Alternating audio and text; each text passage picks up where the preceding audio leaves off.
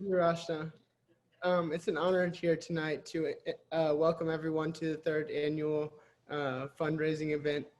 Um, Tonight, we're going to start off the evening with a story that's dear to all of our hearts, one that embodies strength and is an inspiration to me, and I know a lot of other kids who are dealing with this battle as well. Um, I would like to introduce everybody to the Mithil Prasad video.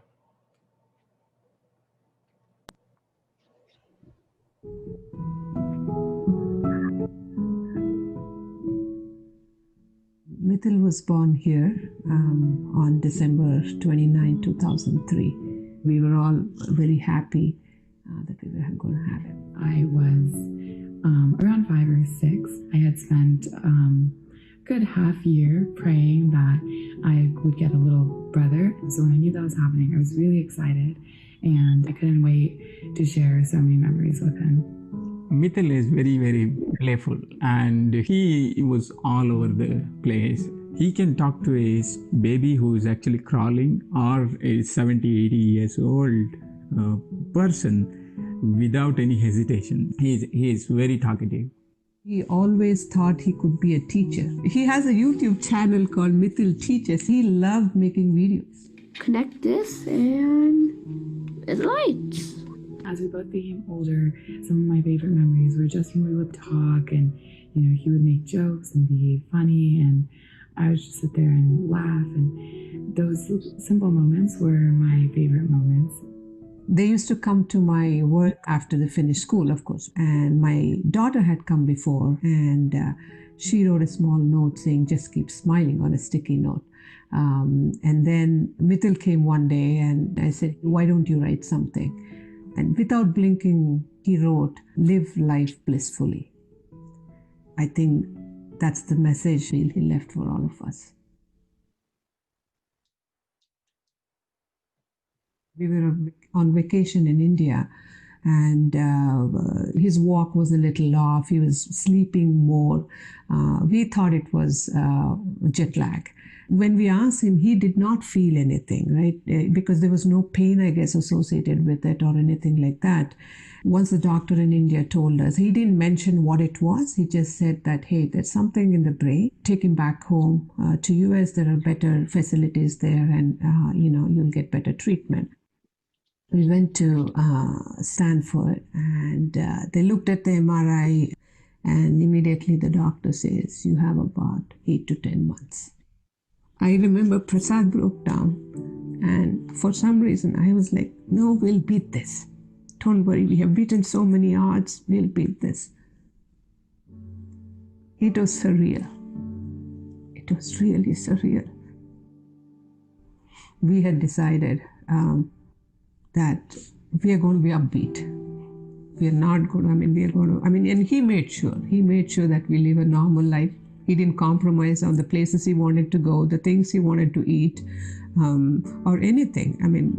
Of course, he had moments where he said, "Why me? Why at such a young age?"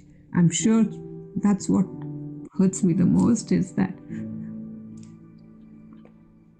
I'm sure a lot of things were going inside him, but he never showed it out to us because he knew, he didn't want to make us feel sad or anything. Nobody, I think, will be ready for to go through the different stages of this disease. And the worst part is that because the kid is cognitively alert, but they start losing ability one by one. We saw first signs was his left arm getting really weak. And then his walking. Yeah, his feet getting. And, slowly, it deteriorated all his motor skills. Almost into a year, he started losing ability to talk and eat and everything. It was really hard. It was difficult knowing he'll not be here in probably 6 months.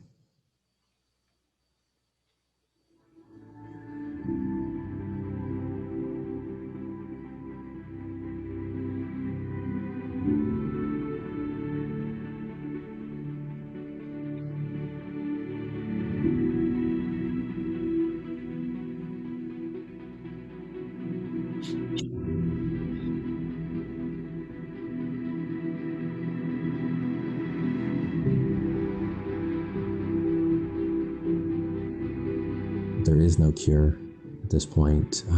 There is no survival. And, hopefully that's something that we can change over time here is give the kids a chance and make some real progress with the disease. To the foundation, first of all, we want to raise awareness about DIPG. The funding situation is not very good, support from federal funding. So a lot of the research that's happened in the last 10 years is through philanthropic support from foundation like ours. We are partnering with one other organization called PBTF, Pediatric Brain Tumor Foundation.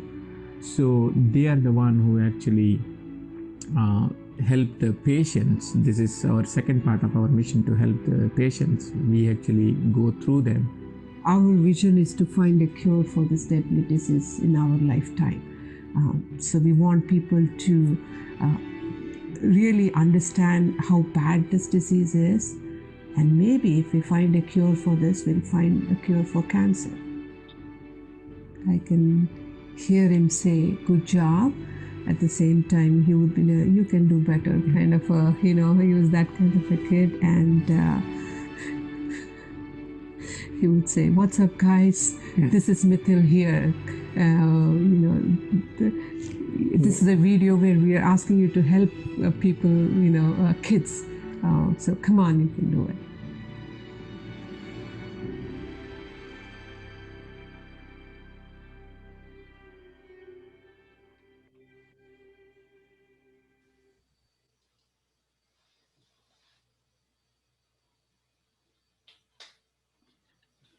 Thank you.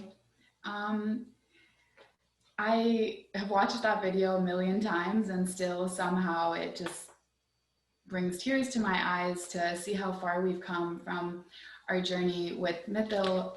But that's also why I think it's so important, and I love starting with the memory of who he was, because what we're doing now is truly an extension of his legacy.